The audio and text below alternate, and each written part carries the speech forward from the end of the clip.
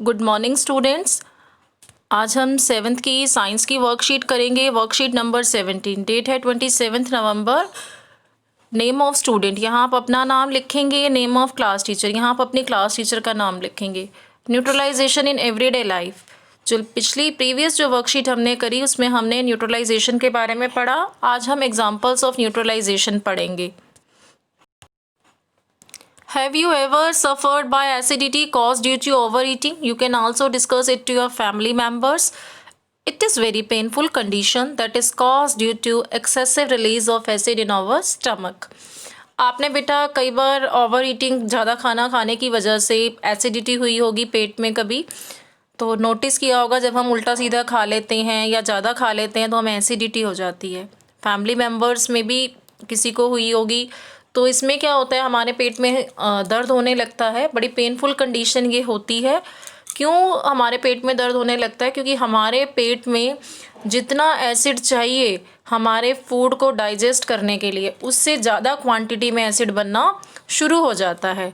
यहाँ लिखा है ना, excessive release of acid in our stomach. हमारे स्टमक में ज़्यादा एसिड जब बनने लग जाता है।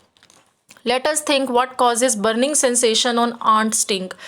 आंट चींटी, जब हमें चींटी काट लेती है, ठीक है, तो हमें क्यों जलन सी महसूस होने लग जाती है? These all are due to either some kind of acid or base.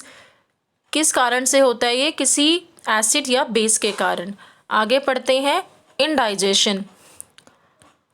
Our stomach contains hydrochloric acid. It helps us to digest food. But too much of acid in the stomach causes indigestion.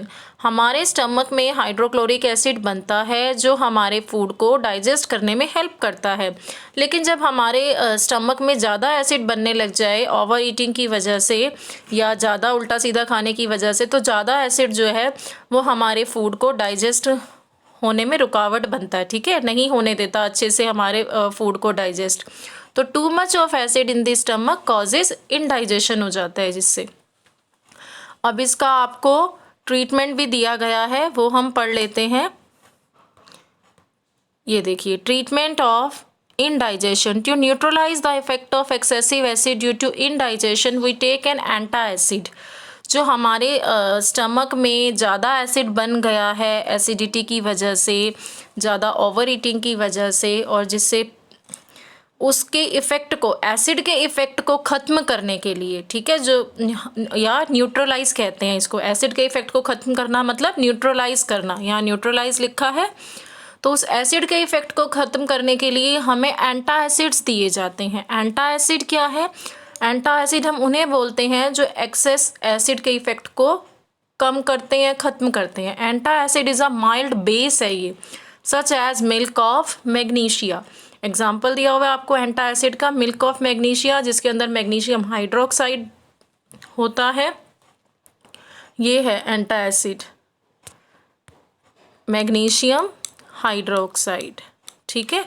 जब acidity हो जाती है तो हमें इसे हम milk of magnesia कहते हैं, मैग्नीशियम हाइड्रोक्साइड को। ये दिया जाता है ताकि जो ज़्यादा एसिड बना हुआ है उसका इफ़ेक्ट ख़त्म हो जाए, न्यूट्रलाइज हो जाए वो। अब ये हमने ट्रीटमेंट पढ़ा इंडाइजेशन का। आगे हम पढ़ते हैं ant sting. The sting of an ant contains formic acid. जब हमें कोई चींटी काट लेती है तो वो हमारी स्किन में एक एसिड छोड़ती है, फॉर्मिक एसिड, जिसका नाम है। When an ant bites it injects the acidic liquid into the skin. जब एक आंट बाइट करती है, काटती है हमें, तो हमारा जो स्किन है उसमें एसिड को इंजेक्ट कर देती है, एसिड लिक्विड को छोड़ देती है। It causes burning in the skin. कैसे लगता है? बड़ी जलन सी हमें महसूस होने लगती है उस टाइम। और इसका ट्रीटमेंट कैसे होता है? The effect of formic acid due to ant sting is neutralized by rubbing moist baking soda और calamine solution. These are mild bases. जब हमें चींटी काट लेती है, उसने फॉर्मिक एसिड जो हमारी बॉडी में छोड़ा है उसके इफ़ेक्ट को हमें ख़त्म करना है, उस जलन को हमें ख़त्म करना है। तो क्या करते हैं? हम रब करते हैं वहाँ।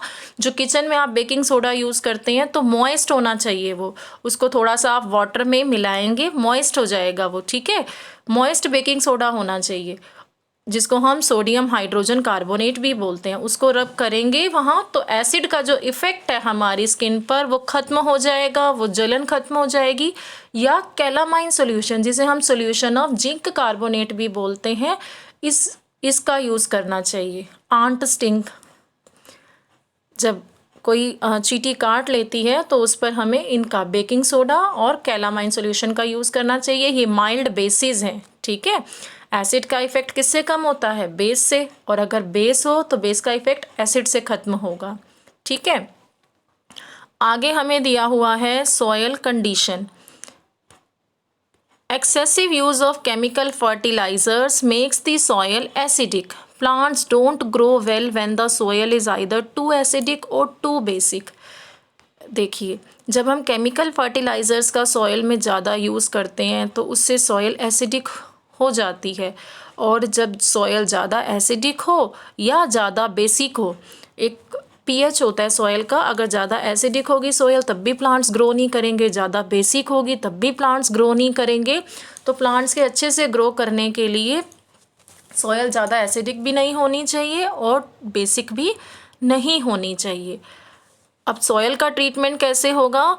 If the soil is acidic it is treated with basis like quick lime और स्लैग्ड लाइम। अगर सॉयल एसिडिक है तो हम बेस उसमें डाल करके सॉयल का पीएच ठीक करते हैं। एसिडिक है तो क्या कैल्शियम ऑक्साइड का यूज़ करेंगे, ठीक है, जिसे हम क्विक लाइम भी बोलते हैं, या स्लैग्ड लाइम कैल्शियम हाइड्रोक्साइड जिसे बोलते हैं, उसका हम यूज़ करेंगे।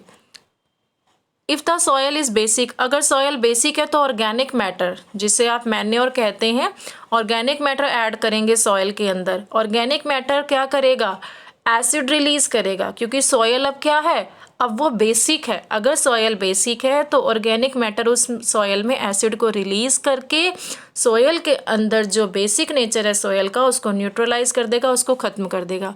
यानी कि अगर सॉयल एसिड है तो हम उसमें बेस मिलाएंगे न्यूट्रलाइज करने के लिए एसिड के इफ़ेक्ट को। अगर सॉयल बेसिक है नेचर में तो हम उसमें एसिड मिलाएंगे, ठीक है।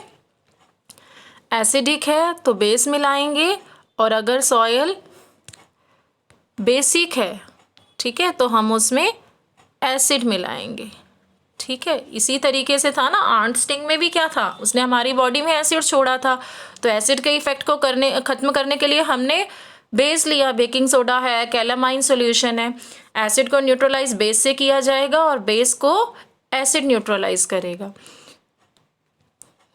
आगे फैक्ट्री वेस्टेज हमें दिया हुआ है। The wastage of many factories contain acids. जो भी फैक्ट्रीज से वेस्टेज निकलती है उसमें एसिड्स डले होते हैं। If they are allowed to flow into the water bodies the acids will kill fish and other organisms. अगर इस फैक्ट्री से निकलने वाले वेस्टेज को वाटर बॉडीज़ में जाने दिया जाए, ठीक है, रिवर्स में, और इससे क्या होगा, ये एसिड्स जो हैं जितने भी एक्वेटिक ऑर्गेनिजम्स हैं, जो फिशेज़ हैं, उनको क्या करते हैं, किल करते हैं ये एसिड। तो क्या ट्रीटमेंट हो सकता है इसका?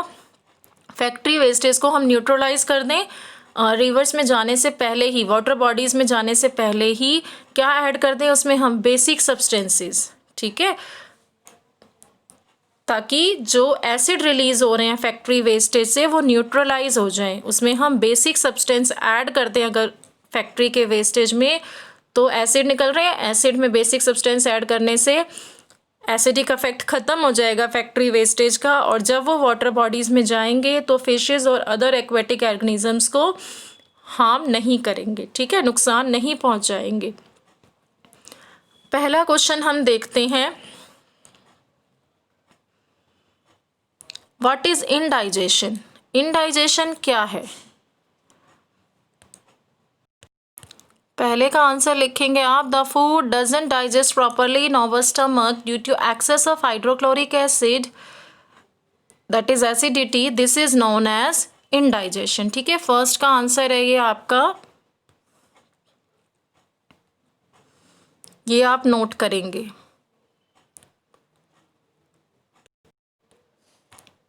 सेकंड है, what is antacid? Second question, what is एंटा acid?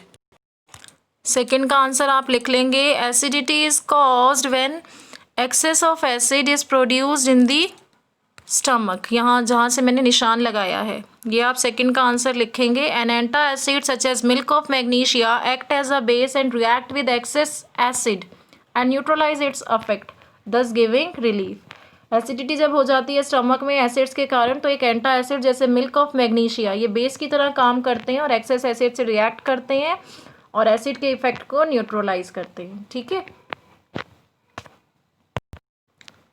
आपका थर्ड है dash and dash are use to neutralise ant sting. तो इसका आंसर आपको यहाँ दिया गया है।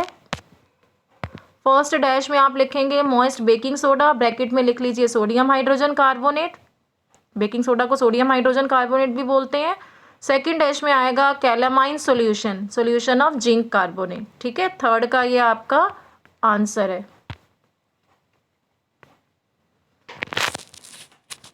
थर्ड के आंसर में लिखेंगे आप ये पहले डैश में मॉइस्ट बेकिंग सोडा और दूसरे डैश में कैलामाइन सॉल्यूशन। आपका फोर्थ क्वेश्चन है how can you treat basic soil. Fourth का आंसर आप यहाँ लिखेंगे if the soil is basic organic matter is added to it, organic matter releases acids which neutralise the basic nature of the soil. ये आपका fourth का answer है। ठीक है, अब आप इस वर्कशीट के क्वेश्चन आंसर कर लीजिए। अगर आपको मेरा वीडियो अच्छा लगा हो तो प्लीज़ मेरे चैनल को लाइक एंड सब्सक्राइब करें। Thank you for watching my video.